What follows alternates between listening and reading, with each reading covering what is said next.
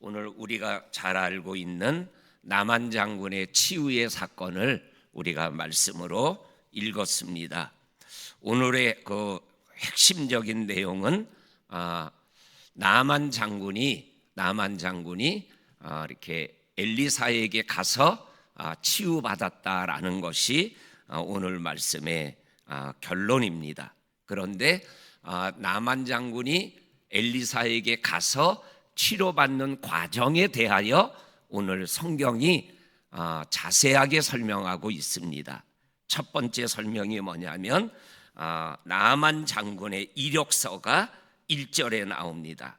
군대 장관이다, 크고 존귀한 자다, 그리고 아람을 구원한 사람이다, 그리고 큰 용사다, 그러나 나병 환자다. 이렇게 나만 장군에 대한 이력을 5가지를 설명하고 있어요.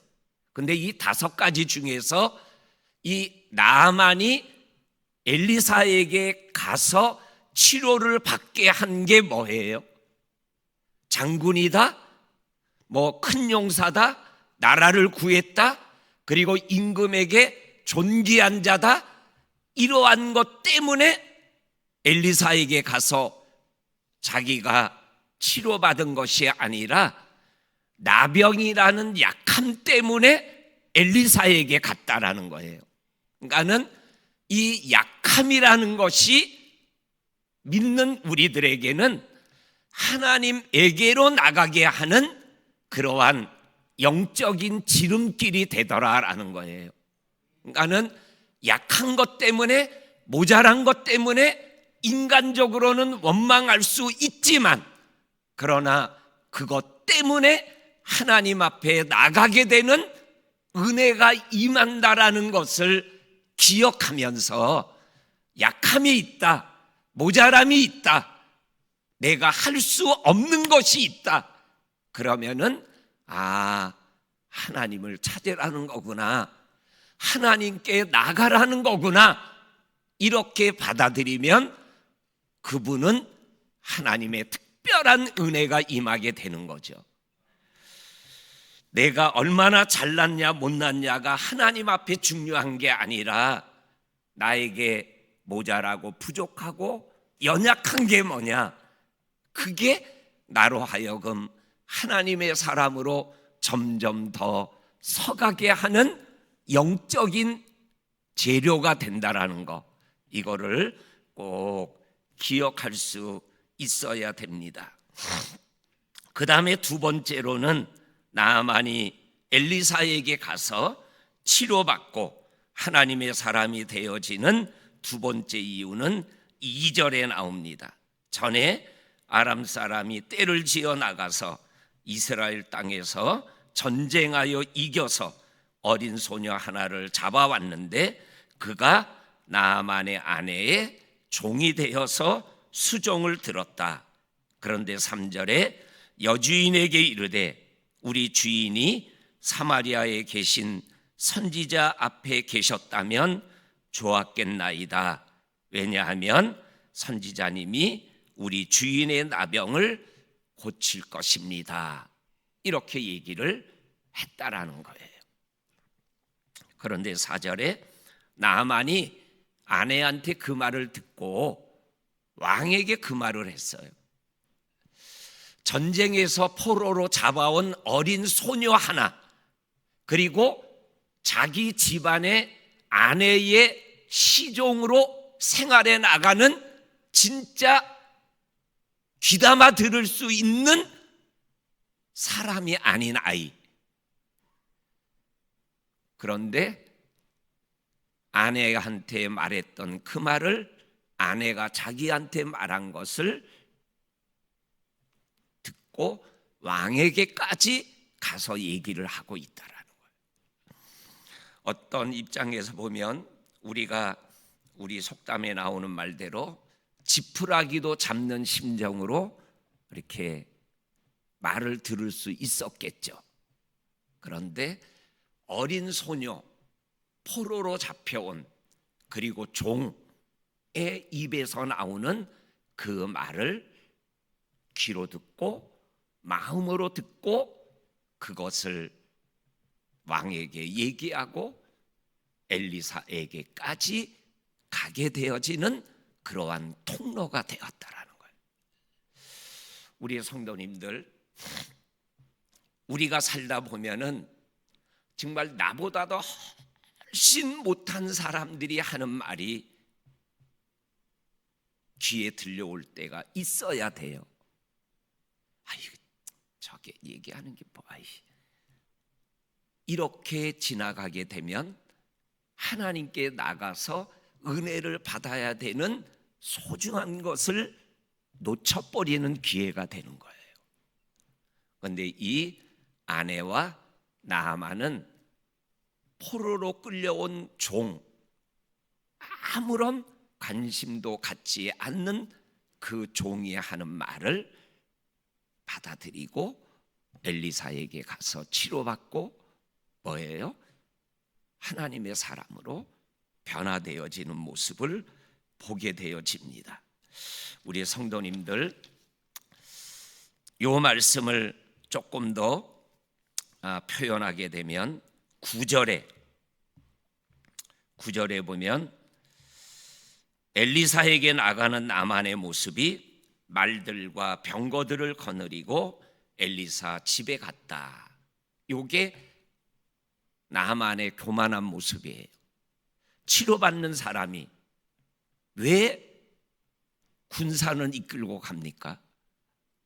나는 너보다 높다. 나는 너를 죽일 수도 있다. 나는 강하다. 이러한 거를 말발굽 소리와 군인들의 뭐예요? 걸음소리를 통해서 엘리사에게 보여주는 거죠. 두 번째 교만함이 뭐예요?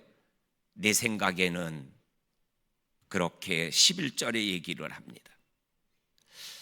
엘리사가 나에게 버선발로 뛰어나와서 자기가 믿는 여호와의 이름으로 내 나병 환부의 손을 얹고 치료해 줄 거라고 생각하는 그 교만함. 그리고 12절에 요단강보다 더 나은 강이 우리나라에 얼마나 많은데 하고 분노하며 돌아서겠다라는 그러한 세 번째의 교만함. 이러한 교만함이 있는 나만의 모습이 있어요. 그런데 그러한 나만인데 어린 소녀 아이의 말을 듣고 움직일 수 있었다라는 거. 그 다음에 세 번째로는 13절에 돌아서는 나만 장군을 향해서 따라왔던 종들이 말합니다. 아버지여, 선지자가 당신에게 이 일보다 더 큰 일을 하라고 그랬더라도 낫게 한다 그러면은 하셔야 되는 거 아니에요? 그런데 물에 들어가서 7번 잠그고 나오면 깨끗하게 된다고 했는데 그거를 못 하십니까? 그래서 안 나면 나와가지고 저 사람 죽이면 되잖아요. 그 말에 14절에 하나님의 사람의 말씀대로 요단강에 7번 몸을 담그니 어린아이 살같이 휘어졌더라 그랬어요. 오늘 성경을 보면 공통점이 하나 있어요. 그게 뭐냐면 나만으로 하여금 엘리사에게 가서 엘리사에게 치료받는 하나님의 치유가 일어나는 과정에 다 뭐예요? 약한 자들이 약함이 하나님에게로 엘리야에게로 가는 통로가 되었다라는 거예요. 나병이라는 약함이, 그리고 어린 소녀 포로로 잡혀온 종이라는 아이 하나, 그리고 종으로 섬기며 살아가는 나만의 종들, 작은 것들, 그러한 것들이 지금 나만을 엘리사 앞에 서게 하고, 그리고 말씀에 순종하게 하는 그러한 모습을 우리들에게 보여주고 계셔요. 우리 성도님들 혹 이런 거 느끼지 않아요? 나보다 높은 사람, 나보다 잘난 사람, 나보다 똑똑한 사람 앞에 있을 때 내가 말하기가 좀 쭈삣쭈삣한 거 한마디 해드리고 싶은데 그 사람의 모습과 내 모습을 비교하면 나도 모르게 주눅 들어서 내가 하는 말을 저 사람이 들을까? 이러한 느낌을 가질 때가 있지 않아요? 저도 그러한 느낌을 가질 때가 있어요. 근데 이 여종 소녀는 그냥 얘기하는 거예요. 우리 주인님이 이스라엘에 있는 사마리아에 있는 선지자님에게 가면 나을 수 있는데 얘기하는 거예요. 또 종들이 화가 나가지고 돌아서 가는 주인을 향하여서 그렇게 얘기하는 거예요. 우리 성도님들, 내가 믿는 하나님에 대하여 얘기해야 될 상황이 되면 내 형편과 처지와 관계없이 말할 수 있어야 되는 거죠. 그러면 하나님이 역사하시는 거죠. 오늘도 우리가 믿음의 길을 걸어가며 오늘도 나의 모습 속에 정말 종의 모습, 어린 소녀 하나의 모습이 저와 성도님의 모습이 될 수 있기를 주의 이름으로 간절히 축원합니다. 아멘. 이 시간에